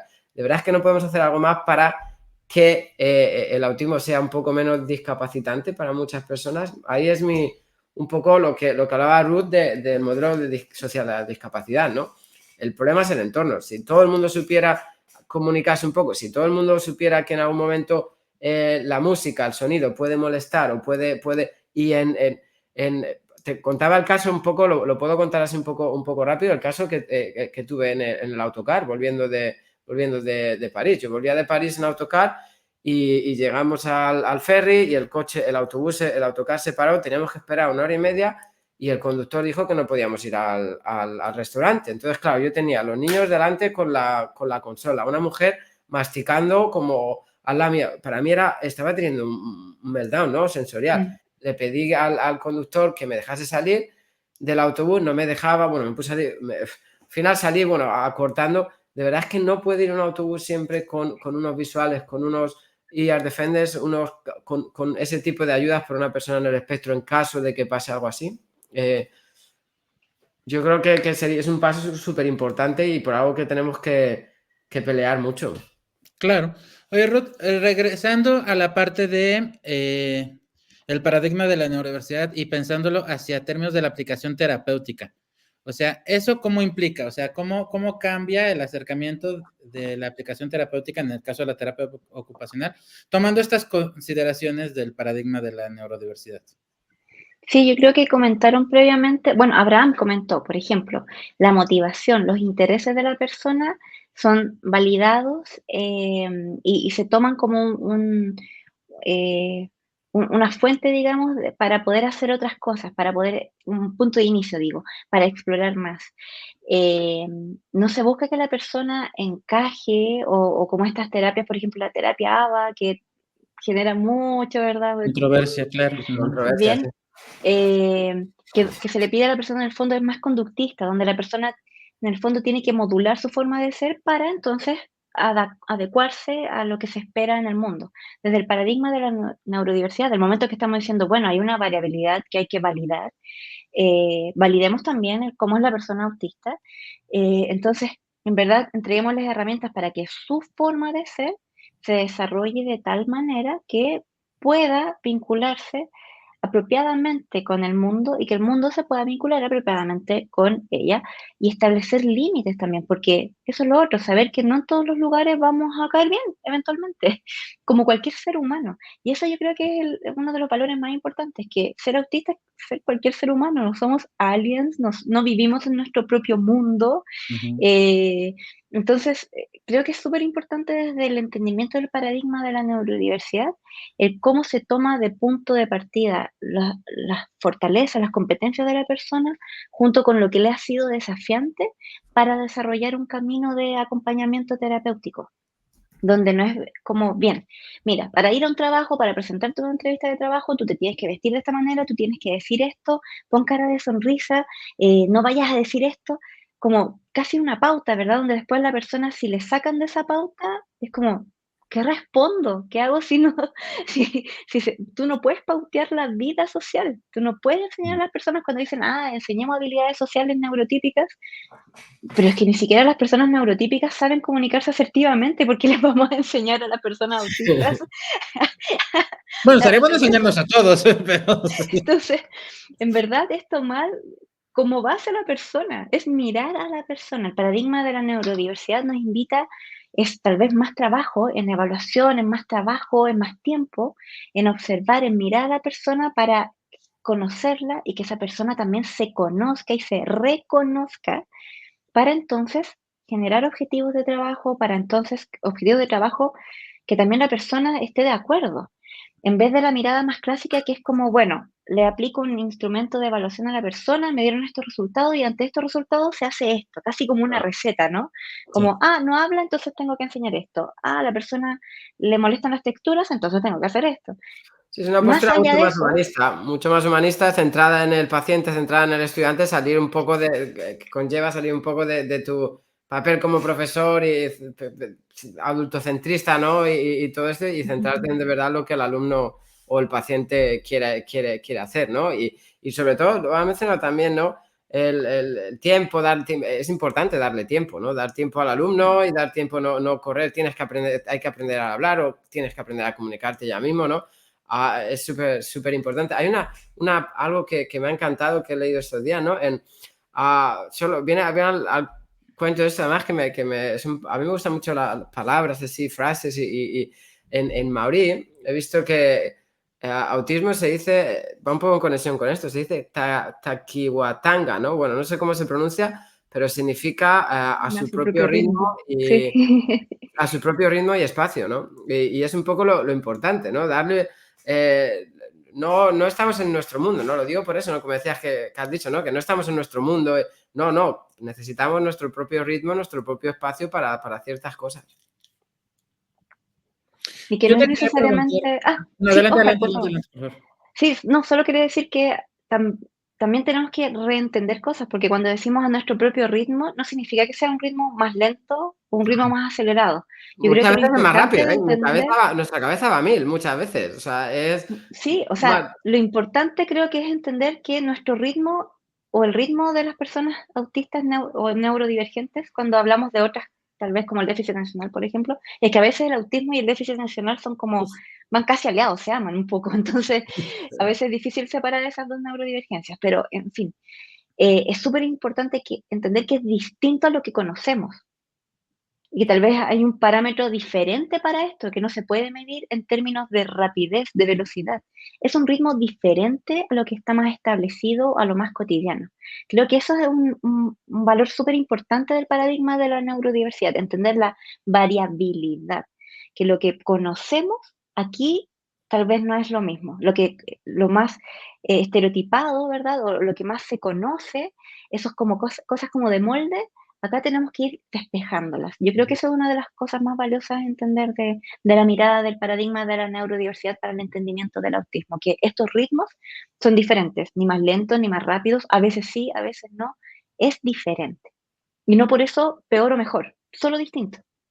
Yo te podría decir, por ejemplo, en el caso de León, ¿no? León es mi hijo, que a sus 4 años en su escuela, cuando le piden hacer algo, ahorita él está en lectoescritura, justamente está trabajando en lectoescritura, y por ejemplo, le ponen, ya ves, el lenguaje silábico y esta parte, ¿no? Entonces a él le dicen, a ver, ven a decir estas sílabas, y él agarra, va, se sienta, lo dice una vez, y ya que le dicen, estuvo bien, agarra y dice, hasta aquí, gracias, ¿no? Y dicen, no hay poder humano que lo haga decirlo otra vez, tú le dijiste que lo tenía que hacer una vez, él va, lo dijo bien, sí, lo dijo bien, bueno, pues ahí nos vemos, y ya, ¿no? Y es lo verbal, ¿no? O sea, entonces es así una cosa muy rara, pero sus maestras han aprendido a entender que justo es su ritmo, ¿no? O sea, a él no lo vas a hacer que haga 10 veces las cosas porque como que él no encuentra el sentido en hacer 10 veces la misma cosa, ¿no? O sea, si ya lo hice y ya lo hice bien, ¿por qué lo tengo que volver a hacer? Y él es así. Y él trabaja así. En todos sus trabajos dicen que él es de los que primero lo hace, primero acaba y ya después dice, yo ya acabé, con su permiso, yo voy a agarrar un carrito, voy a estar aquí entretenido. Y eso es la parte que dices, ¿no? O sea, no es que sea más rápido, no es que sea más lento, es simple y sencillamente que él va a trabajar a otro ritmo. Tal vez otros niños podrían hacerlo más rápido, pero lo prefieren hacer y medio chismean con el niño de al lado y no sé, hacen ese tipo de cosas. Pero Pero es qué lo bueno importante, que, ¿eh? De hecho, debería ser con todos los alumnos, ¿eh? claro, Eso debería ser no solo alumnos con autismo, cada uno va a su ritmo, cada alumno va y depende de las asignaturas, depende de lo que le guste, eso debería ser con cada alumno, ¿no? Y es un poco lo que tenemos que caminar también, a lo que tenemos que caminar como profesores en el futuro, ¿no? Salir un poco de todo ese adultocentrismo y el niño tiene que estar ahora sentado, el niño tiene que dar un poco de esa libertad también para que exploren y que vayan a su ritmo, básicamente. ahora, qué bueno que mencionaste el tema de la terapia ABA, ¿no? Y yo te quería hacer esta pregunta, o sea, cuando hablamos de terapia ocupacional, es ABA, es Denver, es Stitch, toma un poco de todas, no tiene nada que ver con ninguna, ¿cómo funciona esa parte? Bueno, primero hay que saber que terapia ocupacional es una profesión, Ujú. no es un tipo de terapia No es en un sí. modelo. Ok, No es un modelo, no es una estrategia. No es como que un psicólogo haga terapia ocupacional, no es que un profesor haga terapia ocupacional. ok. Yo tengo el título profesional de terapeuta ocupacional, estudié en la universidad terapia ocupacional, entonces tal vez debería haberlo dicho al principio. Pero Ok. muy buena tu pregunta, porque mucha gente confunde justamente Ujú. como decir terapia flores de Bach, entonces también terapia ocupacional. No, ¿verdad? Es una profesión en sí, no es Ujú. una estrategia. Hay terapeutas ocupacionales que aplican terapia ABA porque es una metodología de trabajo. La verdad es que yo conozco pocos terapeutas ocupacionales que aplican ABA porque en general no pega mucho con el quehacer o sea, con las bases desde los valores de la profesión no pegan con ABA. Ok. Así que yo conozco re pocos terapeutas ocupacionales que aplican ABA, al menos acá en Chile o en Latinoamérica. Ujú. El ABA es más utilizado, al menos a este nivel local, por fonoaudiólogos, fonoaudiólogas. Creo que se llaman logopedas en otros lugares, como los Sí, sí. que trabajan con el Terapia lenguaje. de lenguaje. Ujú, ujú. Sí, eso he visto más que utilizan ABA como profesión, digo. ¿verdad? Pero desde mi trabajo, yo trabajo como desde otro tipo de enfoques o estrategias que Ujú. tienen que ver con un modelo que es de la disciplina, que es el modelo de ocupación humana justamente, que tiene un montón, es como el más investigado, el que tiene más cuerpo de conocimiento, más instrumentos, etcétera. Qué interesante. Y de lo demás voy tomando como lo que veo que necesito para el beneficio de cada persona, porque si me quedo, no sé, por ejemplo, yo tengo formación en Teach, tengo Ujú. formación en Floor Time, tengo así formaciones de varias cosas, Claro. y Ujú. algunas cosas tomo de Teach, o otras poquitas de Floor Time, así, voy tomando, voy armando un esquema de estrategias para cada persona en particular. Por eso decía, de repente trabajar desde el paradigma de la neurodiversidad puede ser más laborioso, requerir más tiempo, pero es mucho más personalizado y va acorde Efectivo. a las necesidades, desafíos y potenciales que tenga la persona. Más que ser como la receta así como, según Teach, yo debería hacer esto. Es como, mira, voy a tomar de esto, de esto, de esto para entonces ofrecer un acompañamiento terapéutico. Ok, otra de las preguntas que te quería hacer y que para mí ha sido muy difícil entenderlo porque es algo que yo no quiero provocar, es ¿dónde está la línea entre el enmascaramiento y la adquisición de habilidades? Porque creo que es una línea súper delgada, ¿no? O sea, por ejemplo, nosotros con León estuvimos muy poquito tiempo en terapia ABA, o sea, con alguien que aplicaba terapia ABA, lo dejamos porque justo nos pareció una receta que no estaba se estaba ajustando a él porque no nos parecía que él necesitara un modelo tan rígido, tan estricto. Pero, por ejemplo, yo sí concedo de que esa terapia nos ayudó a que él aprendiera ciertos hábitos como es el de sentarse, realizar una actividad, terminarla y ya, ¿no? Como que incrementó sus niveles de atención, ¿sabes? De tiempo. Él siempre tuvo buenos niveles de atención, pero bueno, ya llegaba a tener niveles de atención de media hora consecutiva, cosas por el estilo. Esa parte, por ejemplo, sí me gustó. Pero no me gustó que después el modelo se mantuvo muy rígido, ¿no? Mm. Y eso dijimos no, y cambiamos, y ahora estamos en otro tipo de terapia. Y te digo, él lleva ya un buen rato también en terapia ocupacional.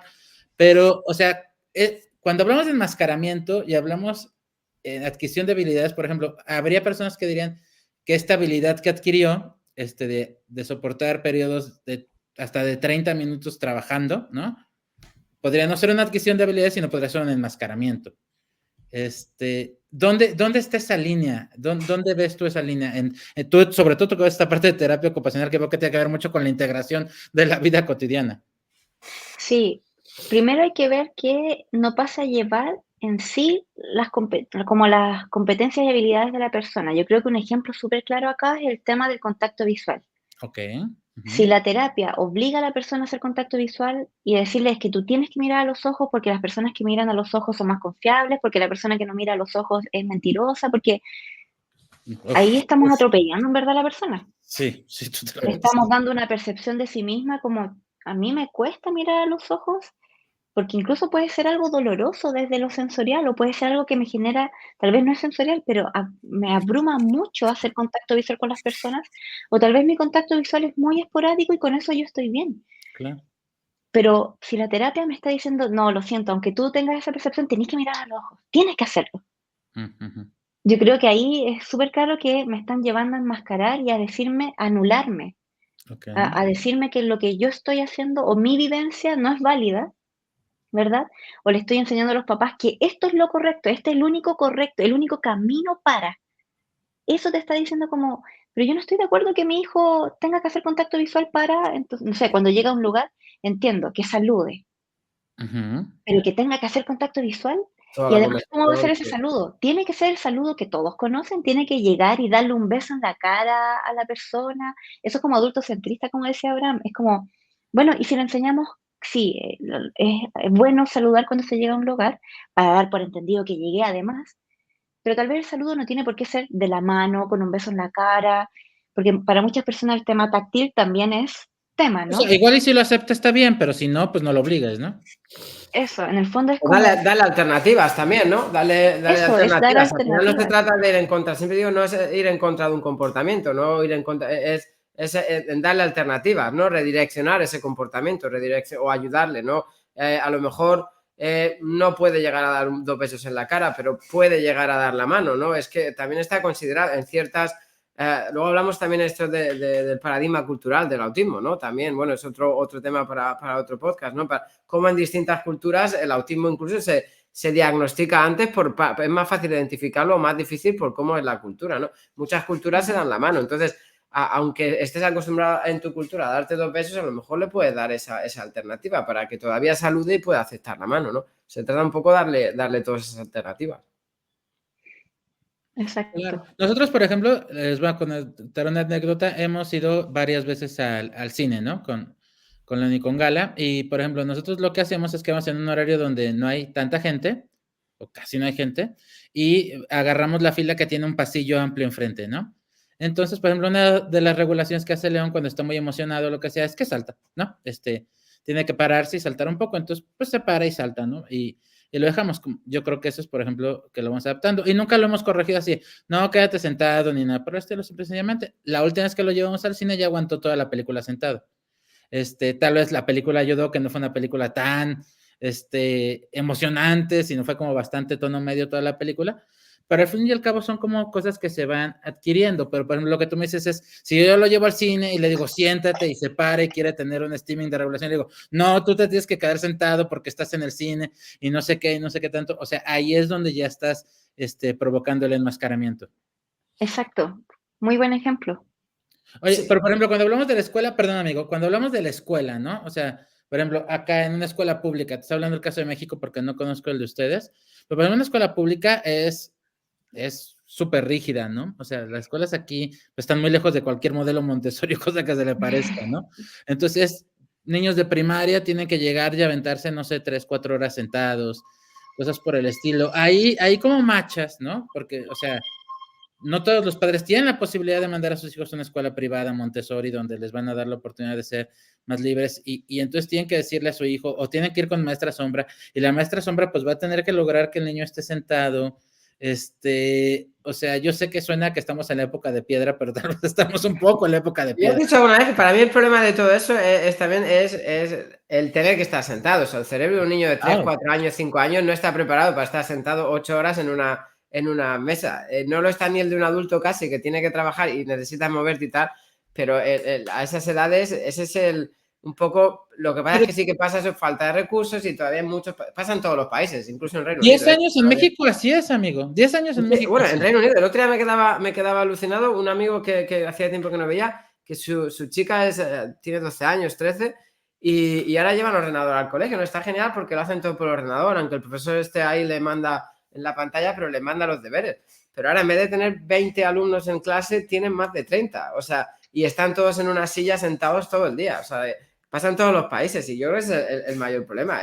Es un poco lo que hablábamos, ¿no? El obligarle es que puede llegar casi una tortura, ¿no? Como lo que hablamos del contacto visual, ¿no? La diferencia es, con las habilidades sociales lo ven muy bien, ¿no? O sea, aprender una habilidad social, ¿no? Por ejemplo, comprender señales sociales de la gente, comprender todo eso, pues sería adquirir una habilidad social, ¿no?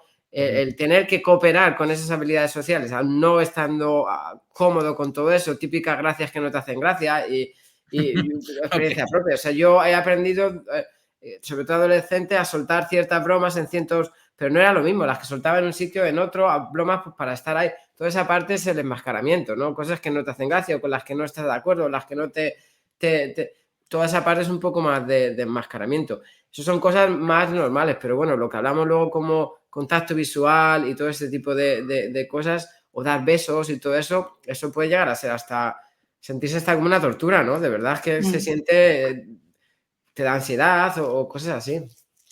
Pero, por ejemplo, ¿ustedes cómo lo trabajan? Porque, o sea, acá yo te lo digo, si yo llevo a León 3 años en una escuela pública, es quédate sentado.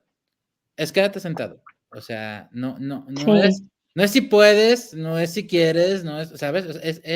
Ese es el escenario. Digo, tal vez habrá maestros, pero estoy hablando como de la generalidad, ¿no?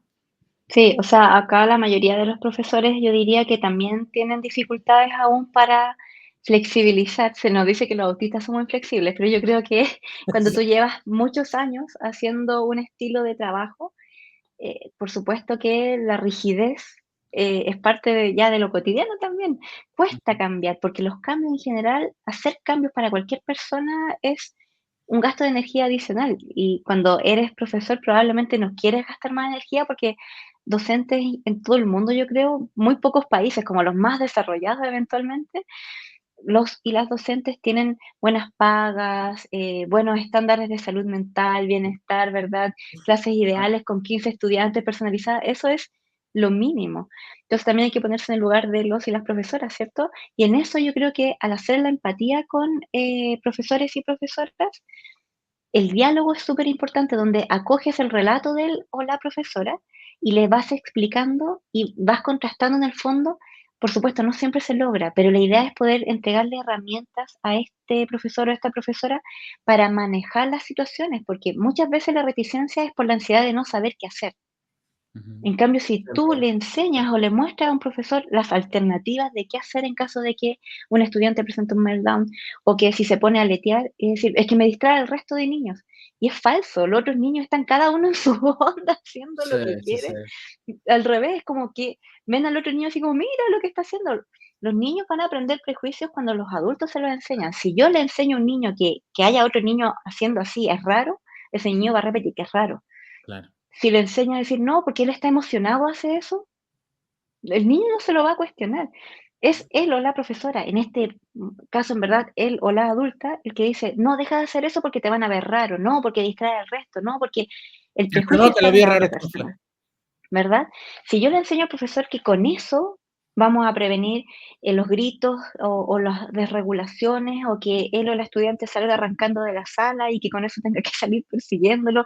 O sea, si O las le autolesiones. explico o las autolesiones o que llegue a puntos más severos, ¿verdad? Donde requiera más apoyos todavía. O sea, si le explico el efecto bola de nieve, probablemente esté mucho más como abierto o abierta esa profesora, ¿verdad? De decir, bueno, en verdad, que aletee. Sí, Para sí, sí, que es lo mínimo que puede pasar. Yo creo que volvemos a lo mismo ahí, ¿no? La importancia de educar, hablar, comunicar y las personas que estamos relacionadas con el espectro. Yo, en cuanto a profesores, yo siempre digo igual que creo que los profesores quieren hacer bien su trabajo, son personas maravillosas. Muchos de ellos, bueno, sí que llegan después de tantos años trabajando, sí que hay casos, ¿no? De algunos, pues que al final...